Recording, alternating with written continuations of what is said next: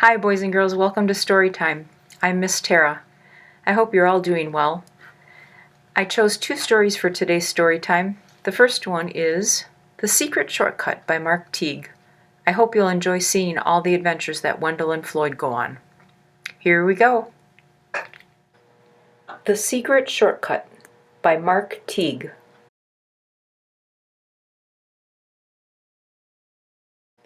On Monday, Wendell and Floyd were late for school. They had nearly been captured by space creatures, they told their teacher. Ridiculous, said Miss Gernsblatt, and she warned them not to let it happen again. But Tuesday was no better. Pirates were loose in the neighborhood. It was sheer bad luck, Wendell and Floyd explained when they showed up late for school. Preposterous, said Miss Gernsblatt. And on Wednesday, even though Wendell and Floyd left early, a plague of frogs made them late once again. Absurd, cried their teacher. I'm warning you, be here on time tomorrow, or else. And no more crazy excuses. There's got to be a way to get to school on time, said Wendell. We'll just have to leave earlier. Floyd arrived at Wendell's house so early the next morning that the sun was barely up, and Wendell was still in his pajamas. I've got an idea, said Wendell as he quickly got dressed. We'll follow my secret shortcut and get to school even sooner. Shortcut? Asked Floyd. I didn't know there were any good shortcuts to school. This is the secretest shortcut of all, said Wendell. In fact, I invented it myself. He led Floyd up the alley by the Ulick's backyard, then down a culvert, over a fence, and through a dense thicket of blackberry vines. Then they scrambled over some boulders, down a steep bank, and across a narrow stream.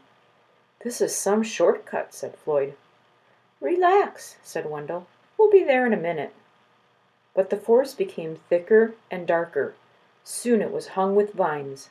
The screeches of strange jungle animals echoed all around. Maybe we took a wrong turn, said Floyd. I'm pretty sure the school is right up ahead, Wendell told him. But the jungle only grew wilder, and when the boys finally came to a trail, it didn't lead straight to the school as they had hoped. Instead, it meandered through quicksand swamps and past large, sleeping crocodiles, and across a deep, rocky gorge. It began to get late. This is going to be hard to explain, said Floyd. They stood in a small clearing. I have an idea, said Wendell. We'll climb a tree and see if we can spot the school. They chose the biggest, tallest tree they could find and climbed all the way to the top. Do you see the school? Asked Wendell. I don't even see the town, said Floyd. They watched some monkeys playing in the treetops. I have another idea, said Wendell. What is it? Asked Floyd. He was getting tired of Wendell's ideas.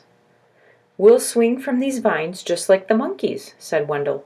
That way we'll travel much faster. Soon they were swinging from vine to vine. This isn't bad, shouted Floyd. I'll bet we're making good time. I knew this shortcut would work out, Wendell crowed. But at that moment they ran out of vines. The boys landed, plop, plop, in a giant puddle of mud. Now what do we do? Asked Floyd.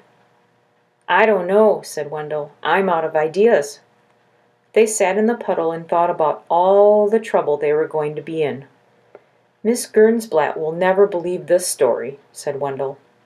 It is sort of crazy, said Floyd. Just then, from far away, they heard a school bell ring.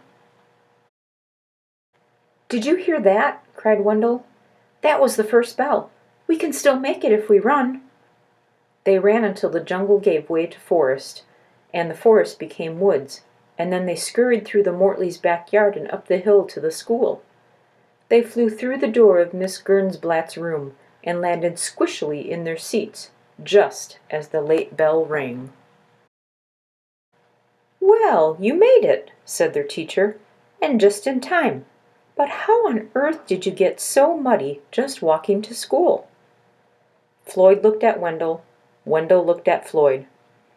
"On second thought," said Miss Gernsblatt, "maybe you'd better not say." During recess, Wendell and Floyd sat in the sun to give the mud a chance to dry.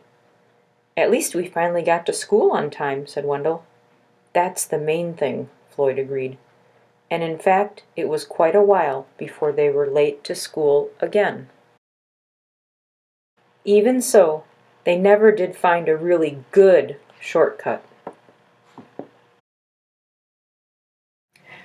Well, I hope you enjoyed the story of the secret shortcut. My favorite part was when Wendell and Floyd were sitting in the mud puddle. I thought that was pretty funny. The second book we have today is called Puppy Pool Party. And there's lots of really cute pictures in here of puppies in pools. I hope you enjoy it. Here we go. Puppy Pool Party by Seth Castile. You're invited to a puppy pool party. The sun is out, it's time to play. Come swim and splash the day away. Test the water, dip your toes, blow some bubbles through your nose. Slip and slide, float and glide. You're in for a fun wet ride. Run and jump, give it your all. You splash the most when you cannonball! Nice move, puppy. You've got style. Now let's see your underwater smile. Some pups paddle in a pair. Swimming buddies love to share. Safety first. It's crystal clear. Don't swim without a lifeguard near. Doggy paddle strong and fast. Swirling bubbles are a blast. Try the deep end when you're ready. You can make it slow and steady. Crank the music, howl along, dance around to your favorite song. Swimming puppies are so brave. Surf's up, puppy, catch that wave. If you're tired, take a break. Dry off with a great big shake. Warm and sleepy, dream away. What a fun pool party day!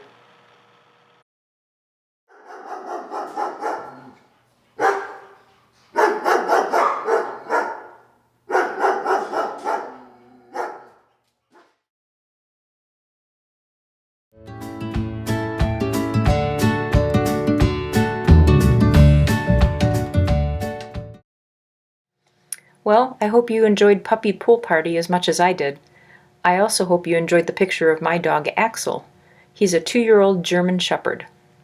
Well, that's it for story time today. We'll see you next time. Bye!